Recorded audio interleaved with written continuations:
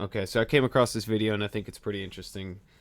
So it's how to enjoy games again.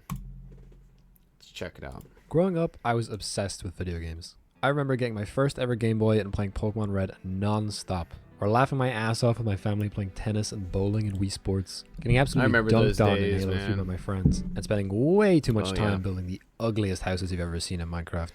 I loved immersing myself Yeah. in all these different worlds, and as time went on, I just played more and more different games.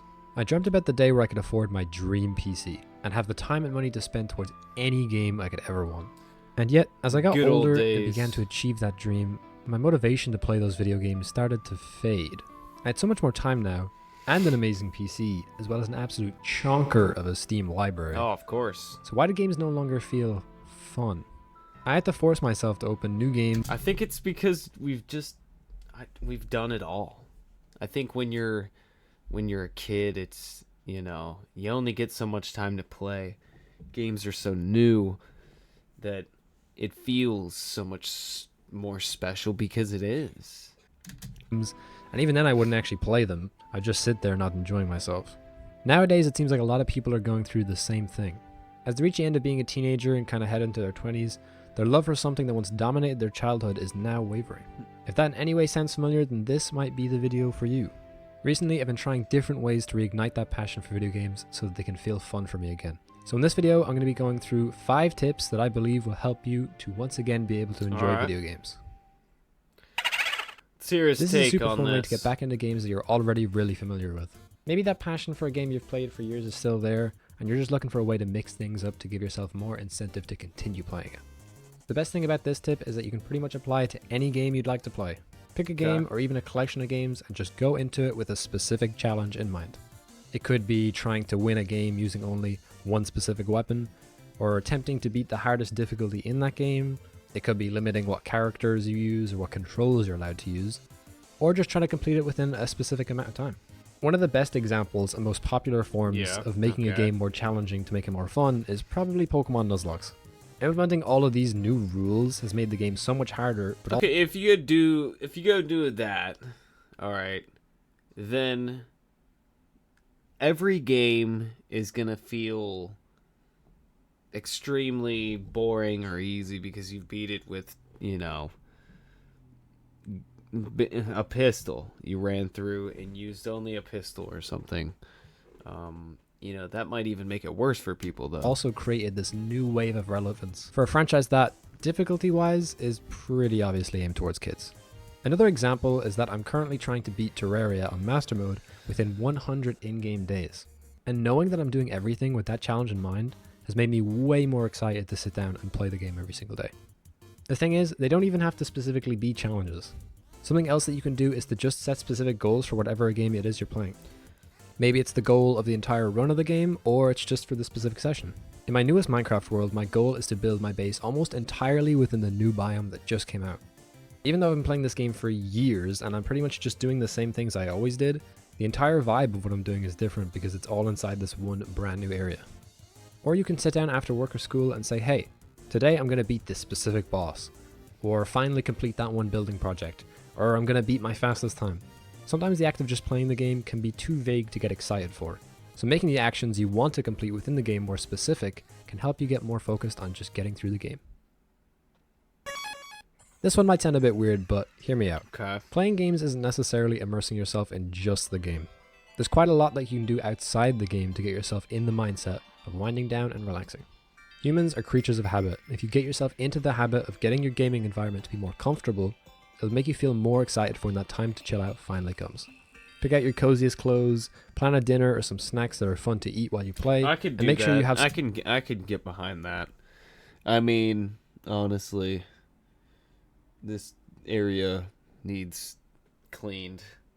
I've got freaking cream cheese smeared on a plate sitting right here, and about 30 cups. So, yeah, I could do that. I could clean up. some water and other drinks so that you don't have to get up in the middle of the session. Maybe hype yourself up with some music from the game or from something else before you play.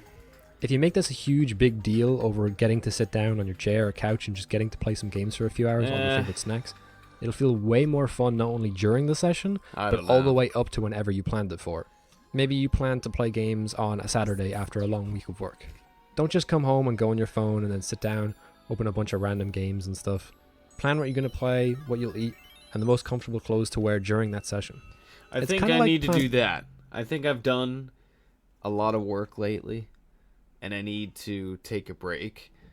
And I think that's what I'll do, probably something like that. I'll take a good couple day break, and then it'll be, just that nice comeback feeling where it's like days, maybe get some food, some drinks, and just have a good time. I think that's pretty good. That's a good tip. Planning a date with yourself. Only it's not sad. A date with yourself. My mindset is, if you're going to do it, you should do it right. I think one of the hardest pills to swallow when it comes to gaming is that maybe the game that you put all those hours into every single day is just not that fun.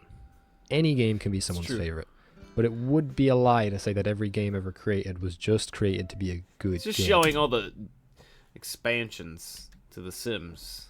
The Sims, it's The Sims. It's like real life. How fun is just going to the bathroom and taking a shower and stuff, It's not really that fun. So that's why The Sims, it can be a good game, because I used to like The Sims. I used to play The Sims when I was younger, because you can kind of just do different things in the game. You can train this up to 10, or you can make this person jump off a high diving board into a box on the ground or whatever, and they would do it, and it was fun. You could actually do that. So The Sims is fun. It was a good game because you could do different things. But yeah, this is like, there's so many bad games. You could have just showed the free games on Steam list. You didn't have to show the Sims DLCs. If the games you play make you feel frustrated, annoyed, or like you're just wasting your time on them, it might be time to try some new games. And trust me, this is coming from someone who used to think League of Legends was fun. I mean, it can be, but most of the time it's not. Leaving your comfort zone can help you to immerse yourself in worlds that maybe you've never tried before. Recently, I just tried this random free game on Steam for the sake of just making a video on it. All I really wanted to do going in was give myself a proper chance of trying it. And then I found myself sinking hours upon hours into this game because I was so determined to beat it. It was genuinely so fun sitting down and just going through the motions of the game over and over again to try and beat it. And I never would experience that if I didn't force myself to try a new game. And like I said, that game was free. So you don't necessarily need to spend money on new games just to try them. I mean, that's why demos exist, right? Not that many games nowadays have demos, but you get me. There might even be a good chance that you're like me and you've bought games over the years just to never even try them. So maybe give one of them a chance, because any game has the potential to suddenly be your new favorite. It doesn't even need to be a new game. Maybe there's a specific game mode in your current favorite that you avoid. There have been many times where I tried different maps or modes in a game years ago and decided they weren't fun just because of one negative experience. Then I come back to them and realize that they're some of my favorites. This is definitely the hardest tip on the list, and I fully acknowledge that. Making friends can be hard. I've recently been trying to branch out online to find people who play the same games as me, but nowadays... me. I need friends. Everybody needs friends. The internet is so saturated with so many different types of people, and figuring out who you'd get along with or who plays the game the same way as you is a challenge in itself. But it still pays off once you finally find them.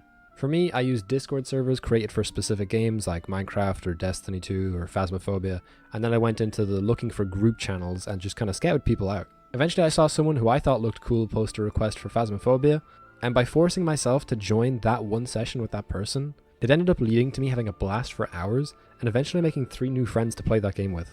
We even have a new group chat dedicated to planning out new games to try together. Reaching out at all is difficult, and not everyone you meet will be the right person. This tip itself might not even be for everyone. How nice. You could be very comfortable playing games on your own, which is completely okay. I too really like the single player experience sometimes. But if you've been avoiding sending that game request message because you're worried it'll all go wrong, sometimes you just have to force yourself. Worst case scenario, it's not fun and you can just leave. But best case scenario, you make some long-term friends to play that game and maybe more with. Okie dokie. I'm adding this extra bonus tip because although I think it can be extremely helpful for a specific type of person, I also understand that it's very situational. Okay. Nevertheless, a tip that I think could help you enjoy games more is to simply live stream it. If you know Live you enjoy the stream games that. you play and mostly just have a hard time with committing to them or focusing on them, then Okay. streaming them live could help with adding a little bit of pressure for you to just focus on the game. You'd also be surprised how fun it is to talk alongside playing the game. You don't even have to commentate if you'd like. Instead, just focusing on streaming the game specifically. Knowing that someone could be watching is just enough anxiety to make you actually play a game without being genuinely distressing. My partner has a very Bonus hard tip. time focusing on video games, so she recently decided to try live stream a new one she wanted to try out. And it went great. She was able to actually focus on the game Well, of and course outwardly it did. vocalize her inner monologue for a whole 2-hour session of gaming. Again, I know this tip will not be for everyone.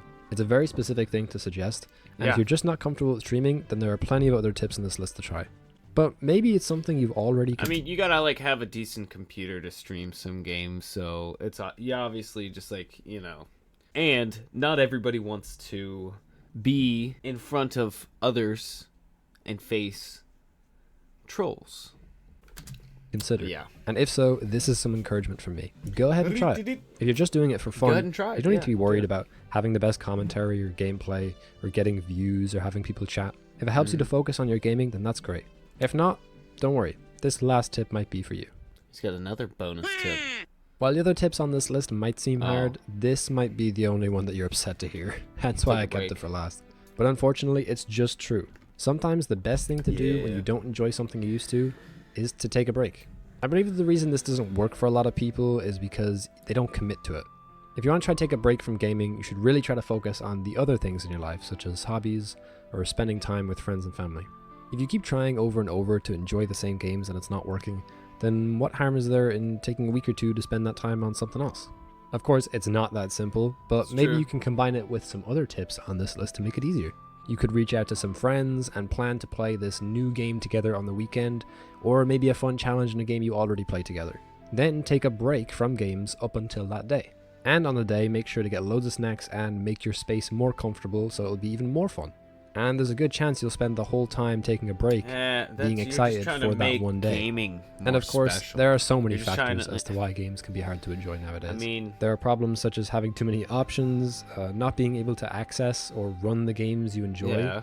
or even problems like depression and ADHD can get in the way of you enjoying yourself.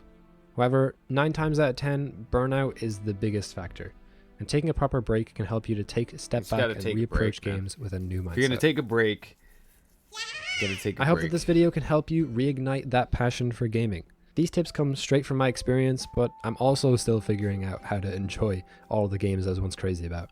But if you enjoyed this video, please leave a like and consider subscribing, as it really helps me out. Maybe share this video with someone you know who's struggling with enjoying games recently. And if you have any thoughts on what I talk about in this video, good or bad, or suggestions, please let me know in the comments below. Anyways, I hope you enjoyed, and I'll see you next time. I mean, yeah, pretty good, very good, definitely on point about some stuff.